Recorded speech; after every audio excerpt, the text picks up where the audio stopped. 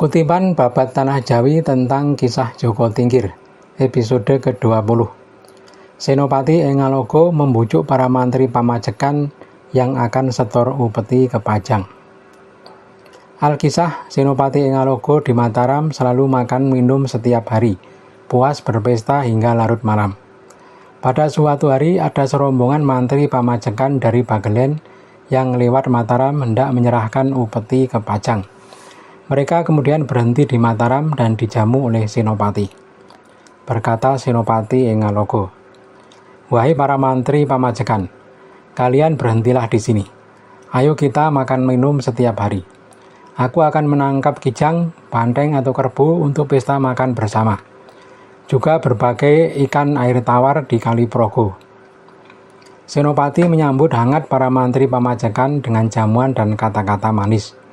Kepada mereka Senopati memanggil paman dan kakanda agar mereka merasa dihargai. Juga memanggil adik kepada yang lebih muda. Semua disambut dengan penuh keakraban. Setiap malam mereka dijamu dengan hiburan dan tari-tarian. Para istri Senopati pun ikut menghibur tamu dengan menampilkan tarian bedoyo. Sikap Senopati yang demikian ramah membuat para mantri pamajekan yang singgah merasa amat dihargai. Berkata Senopati Engalogo, "Wahai saudara saya semua, jangan ragu-ragu dalam makan dan minum. Silahkan dinikmati semua hidangan yang ada." Para mantri pamajekan juga diberi ganti busana yang indah-indah, yang selama ini belum pernah mereka terima dari Sultan Pajang. Sikap Senopati yang demikian baik membuat mereka merasa tak enak hati. Senopati berpikir, kalau saja bisa merekrut mereka untuk bergabung ke Mataram, sungguh akan mendapat kekuatan yang besar.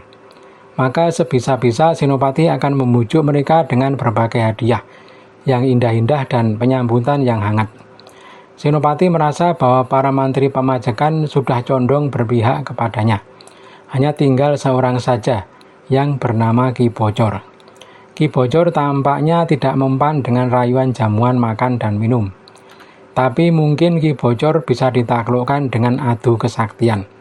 Senopati Engalogo pun menunggu saat yang tepat.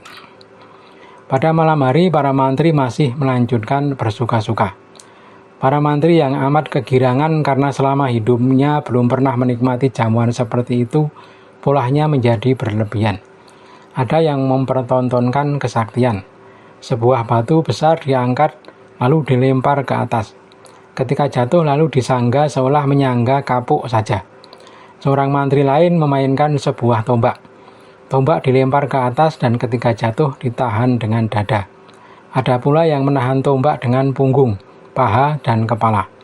Ada pula yang mempertontonkan kesaktian dengan menikam matanya dengan keris. Tak mempan. Mereka pun berucap tak karuan seolah sedang mabuk. Ada yang berkata, Adulah kami perang melawan orang Pajang. Kalau Tuan tidak membangkang, kami akan mendukung. Kami tak akan takut dan mundur. Walau pasukan Pajang banyak, kami tak akan bergeser sedikit pun. Meski darah kami tumpah dan kepala kami lepas, semua ini untuk membalas kebaikan Tuan pada kami. Lalu ada pula yang berkata, semoga Tuan menjadi raja kelak. Tak kuasa hamba membalas kebaikan ini selain mengabdi kepada Paduka. Kelak anak keturunan saya tetaplah menjadi abdi keturunan Paduka. Ada lagi yang berkata, kami semua hendak ke Pajang menyerahkan upeti. Tuan meminta kami singgah dan menjamu kami dengan acara bersuka-suka. Sekarang Tuan, kami tak ingin ke Pajang lagi. Biar upeti ini kami serahkan ke Mataram saja. Kami para mantri di wilayah selatan akan tunduk dan patuh ke Mataram. Senopati Engalogo berkata menanggapi para mantri dari pamajekan tersebut. Saudaraku para mantri pamajekan, aku terima pernyataan kesetiaan kalian. Tapi bukan sekarang. Aku ingin ke Pajang bersama kalian semua. Kalau nanti ada amarah Ayahanda Sultan, biarlah saya yang menanggung. Nanti saya angkat kalian menjadi punggawa, ronggo, tumenggung, atau apapun yang kalian suka, jika aku kelak berkuasa.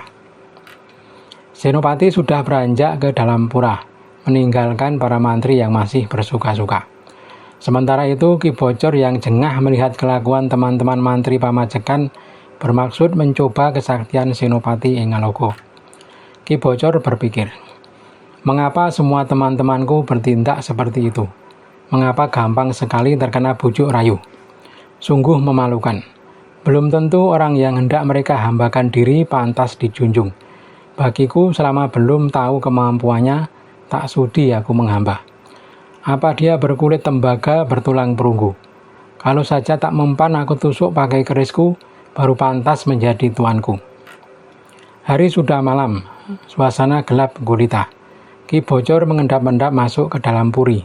Senopati sudah tahu gelagat Ki Bocor selama ini.